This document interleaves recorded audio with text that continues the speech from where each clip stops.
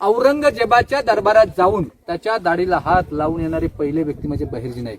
हिरोजी इंदुलकरांनी या गडाची गॅरंटी दिली आहे, यावत चंद्र दिवाकर होती. ह्याच्या आतमध्ये ही गुप्त रूम आहे ज्याला खलबतखाना म्हणतात.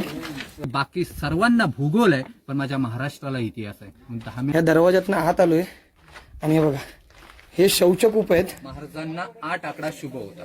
राजांच्या राण्या किती होत्या? 8. महाराजांचे मंत्री 8. त्या रायगडाने एक आनंदाचा दिवस आणि एक आनंदाचा सोहळा पाहिला होता. नंतर महाराज हिराला म्हटले, हिरा तू त्यावेळी उतरताना रात्रीची उतरलीस पण आता दिवसा उतरायला. महाराजांनी अखेरचा श्वास या जागेवरती सोडला होता की राजांच्या राज्याभिषेकासाठी या दरबारामध्ये 6000 लोक उपस्थित होती.